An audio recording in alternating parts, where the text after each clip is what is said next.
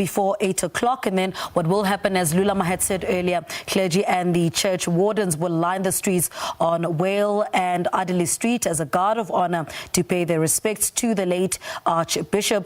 The cortege will travel from Hertzog Boulevard down Adderley Street into Wale and will be met by His Grace Archbishop Thabo Makgoba, the Archbishop of Cape Town and Metropolitan of the Anglican Church of Southern Africa, as well as the very revered Michael Weeder, Dean of St. George's Cathedral. The body will lie in state from 9 a.m. until 5 o'clock at the cathedral, and the public will be allowed to pay the respects inside the cathedral. That is what is happening. That will happen today. Live pictures there from Cape Town, the cortege arriving. And we are giving you live pictures from Cape Town. Remember, it happened yesterday as well. This is day 2 of what is happening. Remember, as per his request, the archer's casket was simple and basic, lacking any form of extravagance. That's his request. Yesterday, the Tutu arrived at the church, had a brief moment with the clergy awaiting the body's arrival. The similar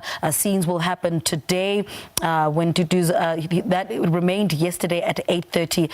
The casket was blessed with holy water by the Archbishop of Cape Town, Thabo Makgoba. That will happen again today, and then the clergy of the Anglican Church will be the pallbearers and will carry the archer's body into the cathedral. The plain wooden coffin will arrive there today. Yesterday we saw Tutu's daughter Thandeka accompany her father's body. We'll see today. We haven't seen any family members today, but we will give you live footage because Lulama Makia is there for us. So if you've just switched on, good morning to you. These are live pictures from Cape Town. They will arrive. That is the cortege of the Archbishop Emeritus Desmond Tutu on his way to St. George's Cathedral. It will arrive from Hertzog Boulevard down Adderley Street into Wale Street and will be met by His Grace Archbishop Thabo Makgoba, as I said a bit earlier in the crossing. Those are live pictures from Cape Town, and then let's see if we can hand over to Lulu Makia. Okay, so Vanessa Puna is the one that is ready for you. Vanessa Puna, we are seeing live pictures on our side. Vanessa, a very good morning to you once again.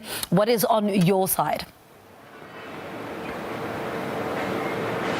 Lebo, yes, a very warm good morning to you. Let me just step out of shot for just a second. Of course, I'm standing on the corners of Adderley and Darling Streets here in Cape Town.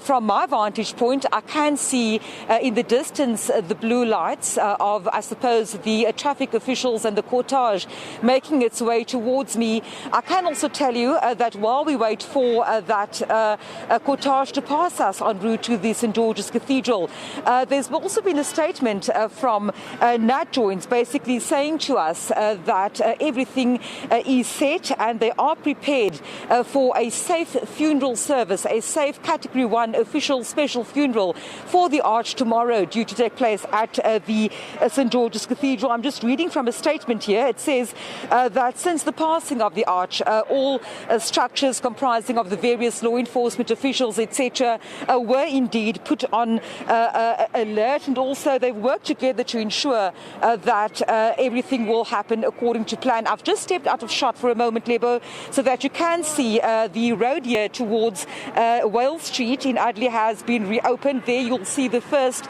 sort of lead vehicle from traffic services coming through at the moment, where we very shortly expect the cortege carrying the body of the late Archbishop Emeritus Desmond Tutu. He has been hailed across the world as a moral compass, not just for us here in South Africa, of course.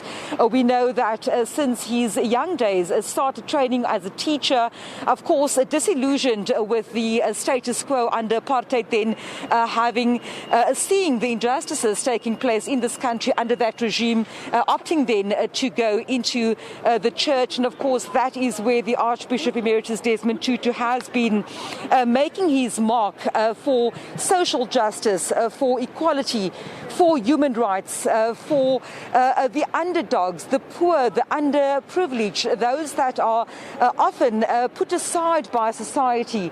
Those, of course, are the people and the causes that the Archbishop Emeritus Desmond Tutu has fought his entire life for. And here comes the cortege now as we speak. And I'll just give you a bit of more background in terms of the Arch. I mean, just 2 months ago, on the 7th of October, we celebrated his 90th birthday at, of course, the St. George's Cathedral. And then, of course, 2 months later, we bid farewell to the Arch. And of course, at the moment, you'll see we've got visuals on that cortege coming through. A solemn procession here today. We know that the body of Archbishop Emeritus Desmond Tutu is enveloped in a very simple coffin, a pine coffin as per his wishes, a man of great humility, a man who's lived his life in a very humble fashion. And of course, the way he will be buried today, the coffin that his choice selected to be the cheapest one available. He wanted to be a plain person all his life. And of course, that is the way we are saying goodbye to him. I'm going to cross over to my colleague Lulama. Lulama standing by at the steps of the St. George's Cathedral. Lulama, a very warm good morning to you. In just a few minutes, Lulama, you'll see that cortege coming through around the corner from Adderley Street into Wale Street. And for now, I'll cross over to you, Lulama.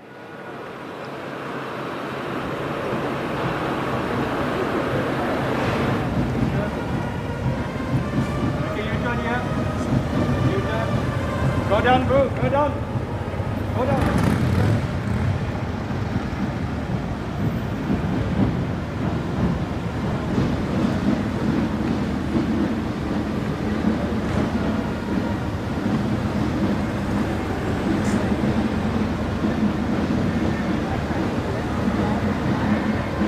Tutu, we can see here there it is approaching Wale Street, which is shortly is gonna stop in front of St. George's Cathedral, making a guard of honor, clergy, as well as church wardens.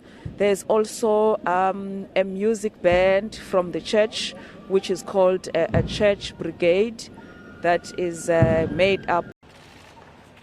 In South Africa, the period... That's, of course, the vehicle, the hearse that will be carrying the body of Archbishop Emeritus Desmond Tutu as it makes its way through Adderley Street and then, of course, into Wale Street and where the Archbishop of Cape Town, Thabo Makgoba, as well as Dean of the Cathedral, Father Michael Reader, will receive his body. We also understand that the Tutu family will be among those receiving the family at Queen Victoria Street, and that, of course, is the road right adjacent to the St. George's Cathedral.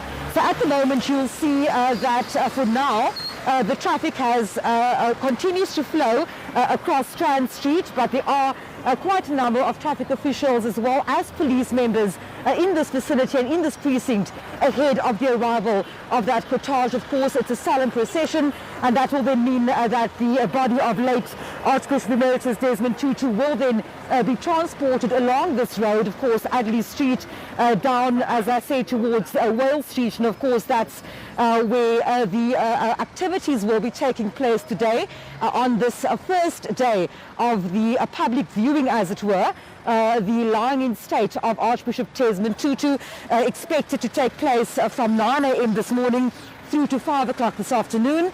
And then earlier this week it was then, of course, announced that it will happen on a second and Friday. But for now, from Adderley Street, I'll hand over back to you in studio. Vanessa, thank you so much there to you. We want to see if we can cross to our reporter Lula Mamakia, who's outside the cathedral. Those are the live pictures. Lula Mamakia, very good morning to you. Take us through what you are seeing at the moment. What is going on outside the church? Yes, the cortege has just arrived. We are now seeing Archbishop Thabo Makgoba receiving it, as well as the wife of Archbishop Desmond Tutu, Mamleya, here in front of the cathedral. She is part of the the people who are receiving the cortege. There are other reverends standing here. They are the pall bearers. Archbishop Thabo Makgoba is now conducting a short prayer before the coffin will be taken out of the hearse. The hearse is by Ellen and Robin Bourne, funeral directors. We see some other family members, 2 other family members coming out inside of the church because many of them are inside. They are coming outside to join Omam Leah here in front. There's a short prayer now that is being conducted by other senior church leaders. They are now starting to move towards the entrance, which is the north door of the church. The pallbearers now are taking out the coffin out of the hearse. There's about 6 of them standing, waiting for it to be taken out. In a simple pine coffin, the mortal remains of Archbishop Desmond Tutu arrived at his final resting place on Thursday. Taking the coffin out of the hearse. It's outside now. We've been told that it's a very simple coffin. It's made out of pine as per the wish of Archbishop Desmond Tutu, that he wanted a simple funeral, which is not glitz and glamour, and a very simple coffin. I'm sure the viewers can see it as the pallbearers are taking it inside the church. They are being led by Archbishop Thabo Makgoba. Yes, they are now going inside, and inside the church there is going to be a short service that will be conducted by the church, and they have requested that process be private because also that will include the family members. And initially the family was supposed to come outside as well to receive the coffin, but we were told that they are so emotional and overwhelmed they couldn't get outside of the church. There's many of them. I saw a combi earlier on dropping them. I don't know how many they are, but there's quite a number of family members that are inside, but they couldn't get outside because they are so overwhelmed. So we've seen now they are all getting inside where the short service will be conducted before the public viewing starts at 9 o'clock. Lebo? All right, Lulama, thank you so much there for explaining the process to us, to our viewers who may not understand. So as you can see there, the doors of the cathedral closing for that process, and then only the body will lie in state for the public to start. South Africans formed long queues outside the church from the early hours for their chance to bid farewell to the man known as Tata or Father. Among them was Cape Town resident Mamelo Letsupa. Always used his voice to the benefit of others, to the benefit that are, on the sidelines of society. So I'm here to commemorate that, to pay my respects. Tutu died on Sunday, aged 90. The Nobel laureate had requested the cheapest coffin and did not want any lavish funeral expense. A requiem mass funeral service will be held on Saturday, where President Cyril Ramaphosa is expected to deliver a eulogy. The cathedral, where Tutu served as the first black Archbishop of Cape Town, was a safe haven for anti-apartheid